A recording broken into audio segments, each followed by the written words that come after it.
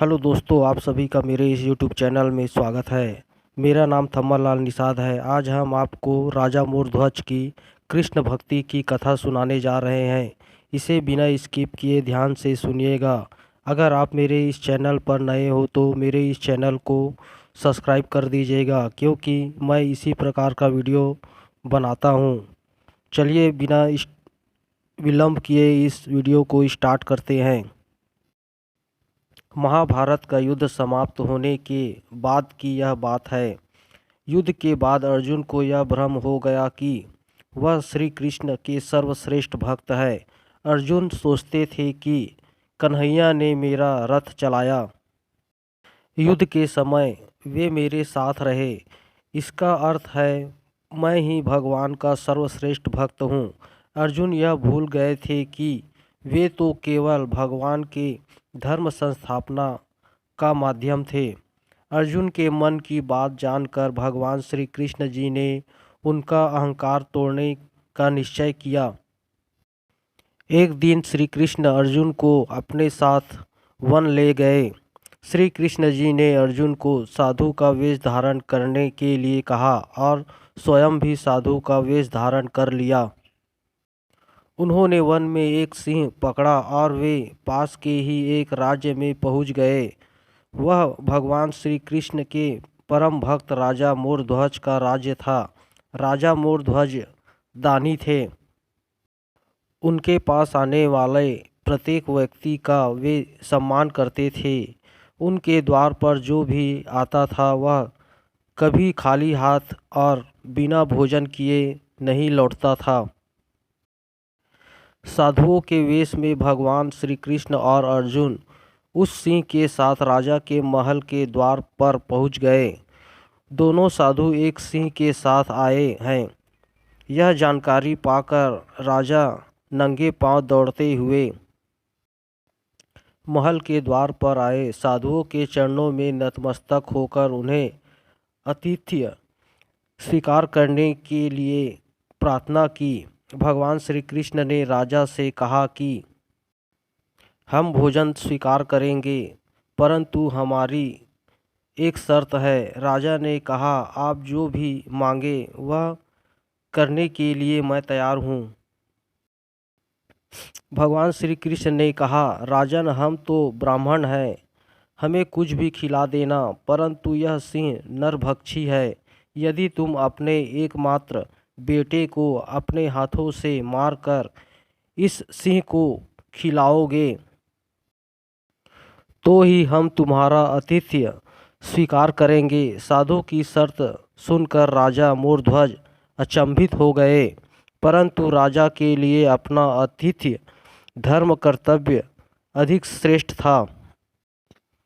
उन्होंने भगवान से कहा, प्रभु, मुझे यह शर्त स्वीकार है, केवल एक बार अपनी पत्नी से पूछ लेता हूँ। साधु के रूप में आए भगवान से आज्ञा पाकर राजा मोरध्वज रानी के महल में पहुँचे। राजा का मुख उतरा हुआ देखकर पतिव्रता रानी ने राजा से उसका कारण पूछा। राजा ने अतिथि साधु की शर्त रानी को बताई। यह सुनकर रानी की आंखों में आंसू बहने लगे, परंतु वे राजा से बोली कि आपका वचन पूरा करने के लिए मैं अपने सैकड़ों पुत्र को भी अर्पण कर सकती हूँ। आप साधुओं को आदरपूर्वक महल में ले आए। इधर अर्जुन ने भगवान से पूछा, माधव, आपने महाराज से यह क्या मांग लिया? श्री कृष्ण बोले, अर्जुन, तुम देखते जाओ। राजा साधु और सिंह को महल में ले गए और उन्होंने भोजन की तैयारी आरंभ की। साधुओं को अनेक भोग परोसे गए, परंतु उनमें से कुछ भी अर्जुन के गले से नहीं उतर रहा था। राजा मोरध्वज का पुत्र रतन कंवर 3 वर्ष का था। राजा ने स्वयं जाकर अपने पुत्र को तैयार किया। उसने भी हंसते हंसते अपने प्राण दे दिए। राजा रानी ने अपने हाथों से उसका वध किया और सिंह को परोस दिया।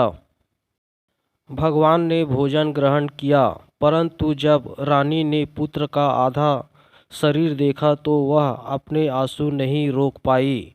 सिंह को पूरा भोजन न करने की साधु रूपी भगवान को बहुत क्रोध आ गया।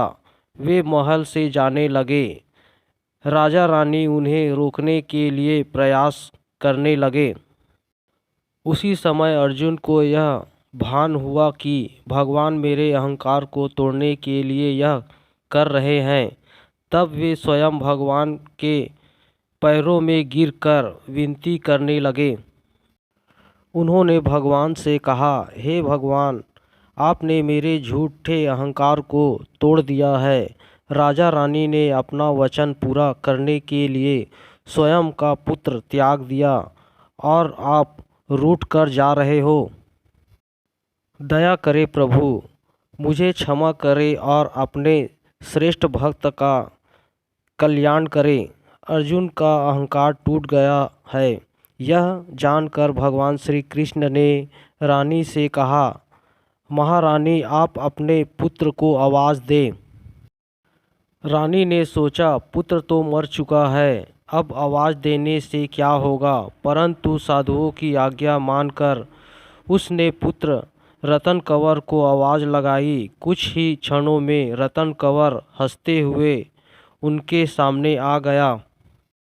राजा और रानी अपने पुत्र को देखकर अत्यंत आनंदित हो गए। राजा और रानी की भक्ति से प्रसन्न होकर भगवान ने उन्हें अपने मूल रूप में दर्शन दिया। पूरे महल में भगवान श्री कृष्ण की जय जयकार गूंजने लगी। भगवान के दर्शन पाकर राजा मोरध्वज की आंखें भर गई। भगवान ने दोनों को वरदान मांगने के लिए कहा। राजा रानी ने कहा, भगवान इतना वरदान दे कि अपने भक्त की कभी भी इतनी कठोर परीक्षा न ले जैसी आपने हमारी ली है। भगवान ने तथास्तु कहकर उन्हें आशीर्वाद दिया। राजा के पूरे परिवार को मोक्ष प्रदान किया। हेलो दोस्तों, आपको यह कहानी कैसी लगी मुझे कमेंट्स करके बताइएगा। अगर आप मेरे इस चैनल पर नए हैं तो मेरे इस चैनल को सब्सक्राइब कर दीजिएगा और बगल का बेल आइकन प्रेस करना ना भूलिएगा, क्योंकि इससे आपको मेरे वीडियो का नोटिफिकेशन सबसे पहले पहुंचेगा। इसे देखने के लिए धन्यवाद।